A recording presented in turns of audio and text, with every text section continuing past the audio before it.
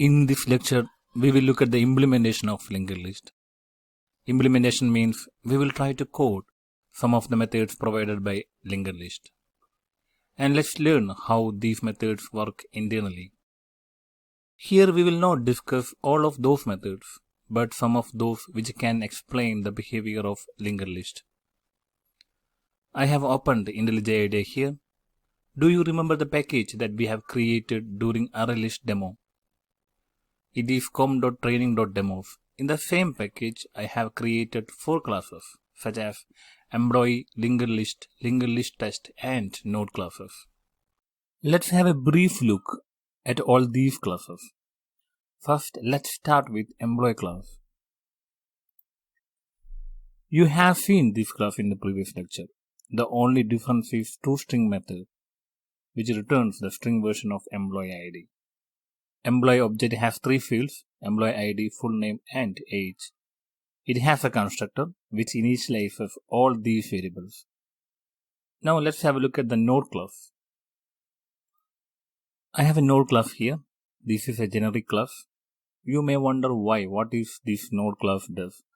Don't worry, we will discuss shortly why this node class is required.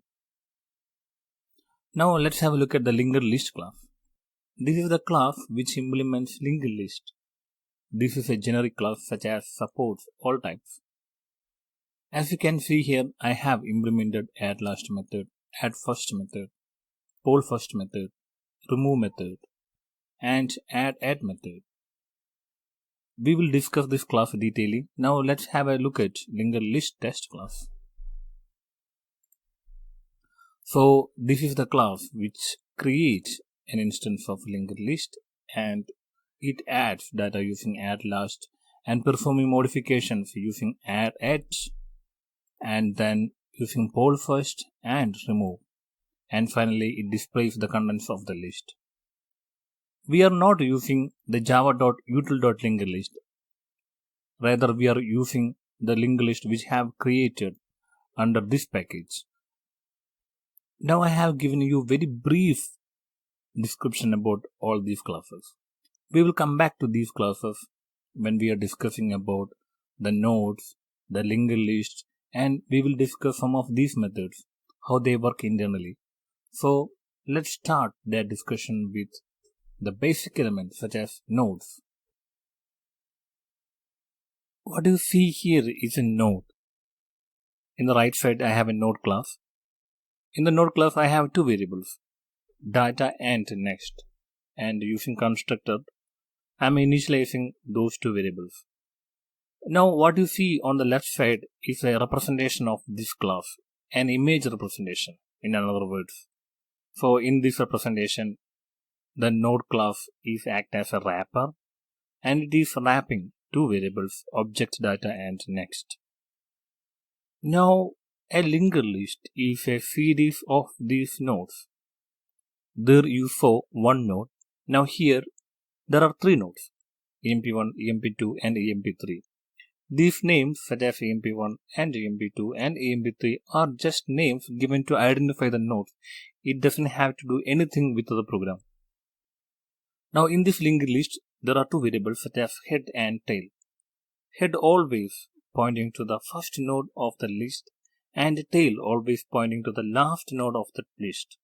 And these 2 variables are very necessary because these 2 are keeping track of the LinkedList, and the only way we can traverse this LinkedList is using head node, because to find a node at particular position, we don't know where it is. We only know where the head is. So we ask the head node where is the next node, then we ask that next node where is the other next node, and so on. Now in this LinkedList, for example, to find this middle element emp2, we don't know where it is located. We only know about head node and tail node. So we ask head node, where is the next node that we are pointing to?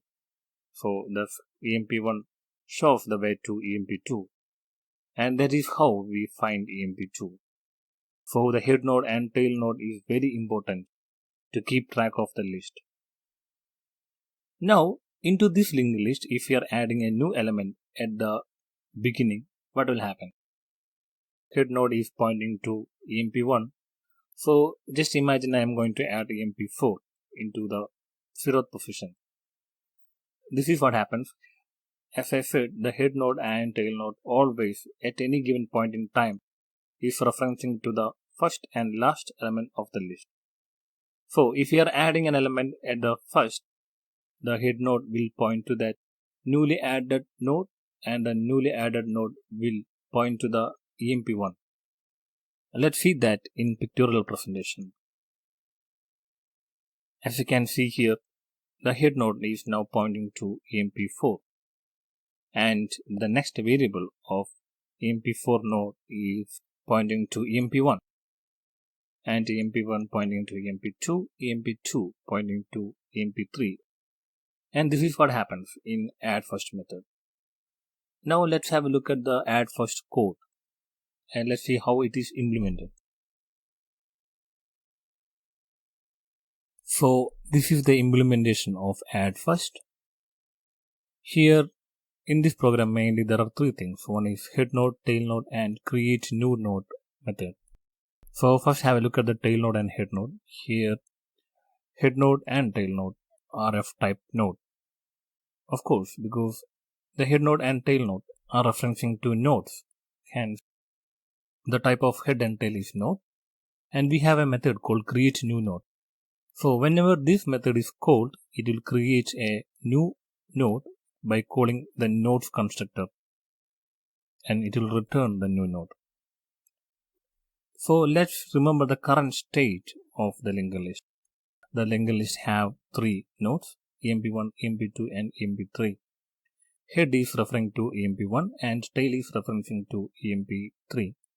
Now a new node such as emp4 is coming. Now here this is the new node of emp4. Here if the head is null, then head and tail node is same. This will execute only if there are no elements in the list. But here we have three elements, hence this will go to this part. Now the head reference is temporarily stored in temp_head, and the new node dot next equal to the temp_head, and the head will reference to the new node. This is what is happening in addFirst, and we already saw the pictorial presentation of this, and this is the pictorial presentation. Now let's learn about addLast method.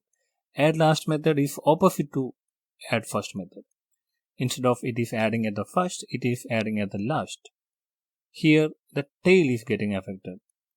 Tail is currently referencing to emp3, and when a emp4 is getting inserted at the last, tail has to reference emp4 and emp3 has to reference emp4, and that is what is happening here.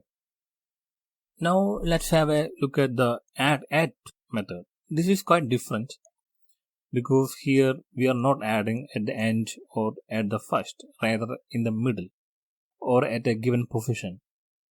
This is a representation of adding a node named emp4 between emp1 and emp2. Here emp1 is at 0 position, emp2 at position 1, and emp3 at position 2. Now when we are adding emp4 at position 1, there are two nodes getting affected. One is emp4 and emp2. Before the emp4 is getting added, emp1 is referencing to emp2. But as soon as emp4 is added, emp1 will reference to emp4 and emp4 will reference to emp2. This is how a new node is added between nodes. Now let's have a look at the program of this addAt method. This is the implementation of addAt method. It accepts two parameters. One is position and another one is element. Position is the position of the element to be inserted. Now using the element, a new node has been created. And there is a variable called current node. Current node is referencing head. And there is one more variable called counter. Counter is set to 0. When the counter plus 1 equal to position, that's where we will insert the node. So as you can see here, while current node not equal to null, current node is currently head. Head is not null because we have three elements currently. and counter plus 1 equal to 1. So counter currently is 0, 0 plus 1 equal to position also 1. This condition is passed. The control goes here and next node of counter. That means next node of counter, that is currently the counter value is 1. So the next value of counter is 2. And this variable is referencing the node at position 2. Now current node is the head node dot next equal to new node. So the EMP1 is the current node, current EMP1 now is referencing to the EMP4. Now EMP4 is referencing to the EMP2. That's how this works. In case of successful insertion at the specified element, we are returning 0, and in case of any errors, returning -1. For example, if the current node is null, that means there are no items in the list, and user is trying to insert at position other than 0, then we are returning -1 because it is not possible. There are no nodes in the list, and hence a new node cannot be placed in between other than 0. Now we just discussed the implementation of addAt method. This is the pictorial representation of addAt method. Now let's discuss about remove method. Let's see how remove method works in LinkedList.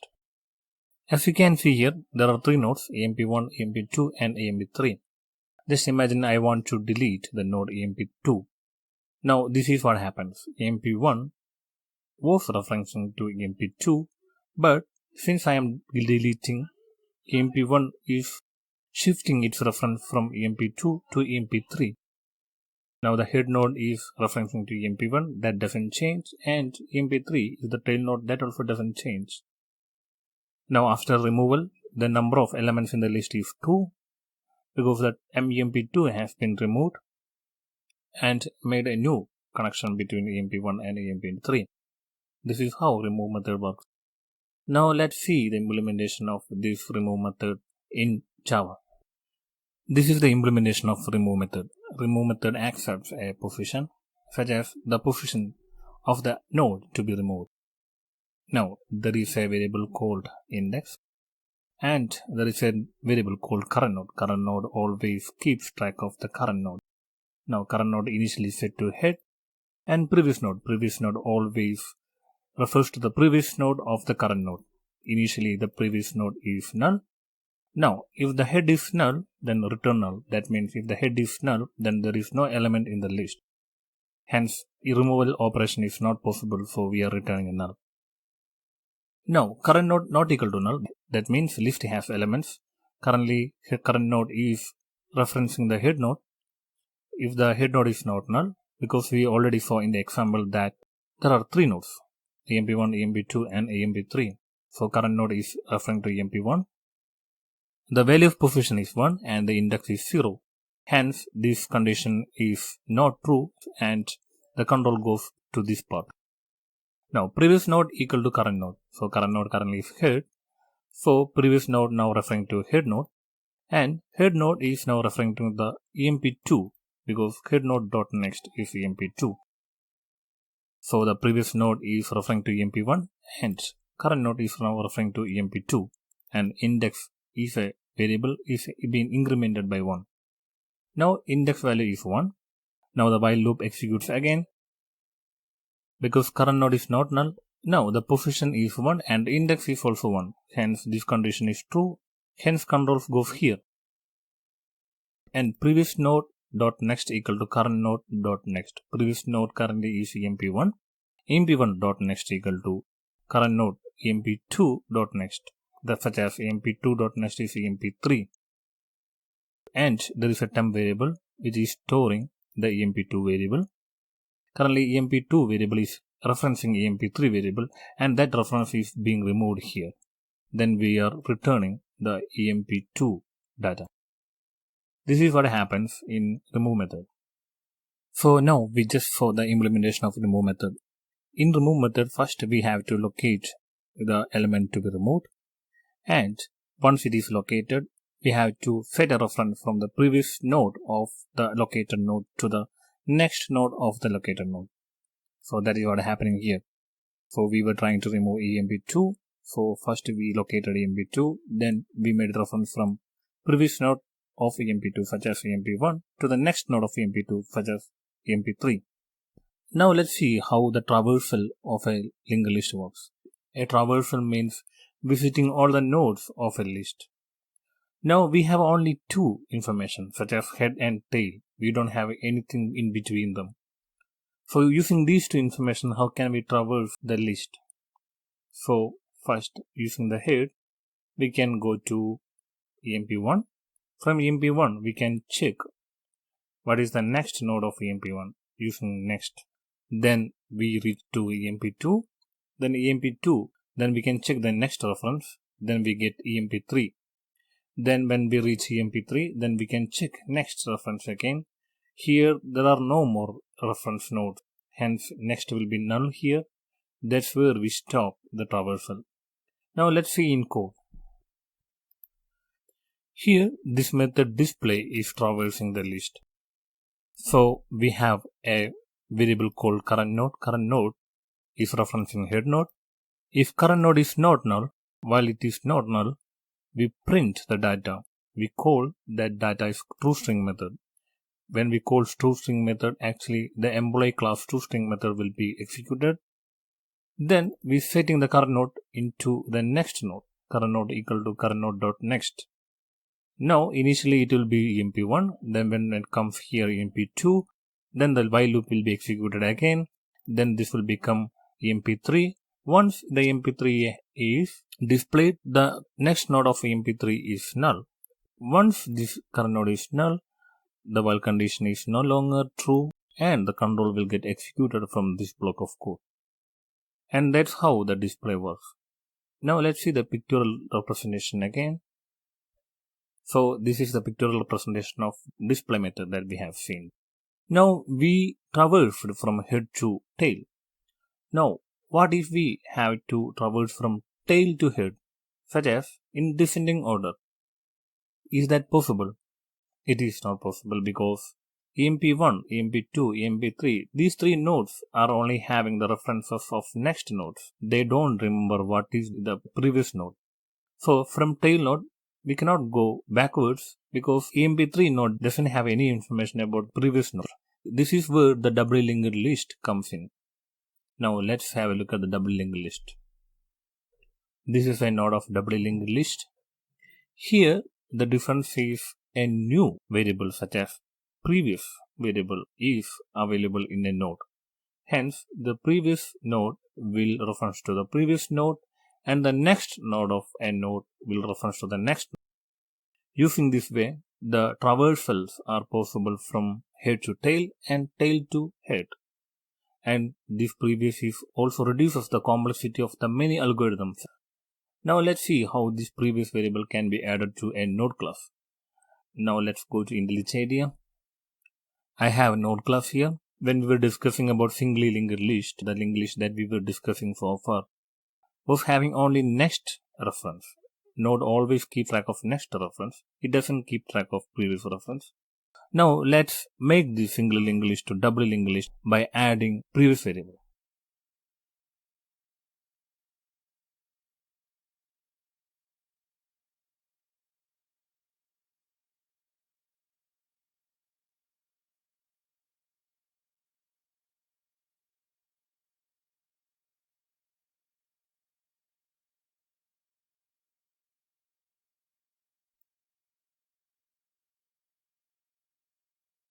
Now in this node class we added variable named prev. It is of type node. Now the node have three variables. It can reference the previous node and it can reference the next node. This concept actually reduces the complexity of a linked list. The algorithms are much more efficient now. The traversals can be made forward direction and backward directions. Now our linked list class such as this is a singly linked list. It is implementing a singly linked list. Now this linked list needs to be rewritten to accommodate DoublyLinkedList. Now the linked list provided by Java is a DoublyLinkedList. It supports various methods.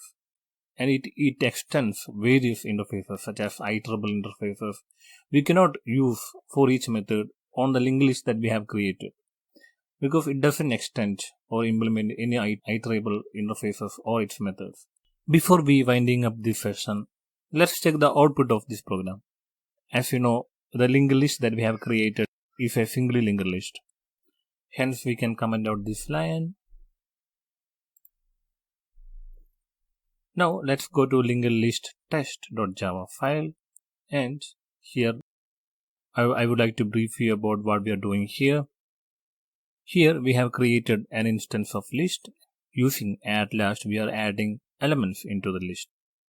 Here we have embedded 101, 102, 104, 103 is not there, 105, 106, and here we are adding 103 at position 2 using addAt method. Now here we will be displaying the list before any modification. Then after that we will be polling the first element using poll first method. Then we will be removing the node at position 3 and we will be displaying at last all the elements after all the modification. Now let's run this program. Right click on this, click LinkedList.test main, run.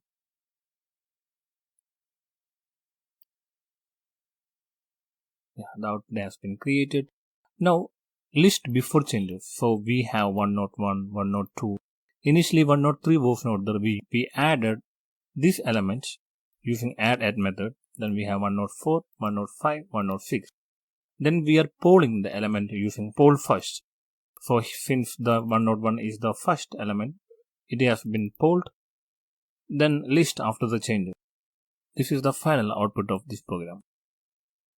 These codes will be available under the resource folder. Suggest you to download them and test them. This is how a model of linked list implementation looks like. This is not the complete implementation, but you can search in online if you like to see the full implementation of linked list. In the next lecture, we are going to discuss about the linked list provided by Java. A brief look at its constructors and its methods. So see you there.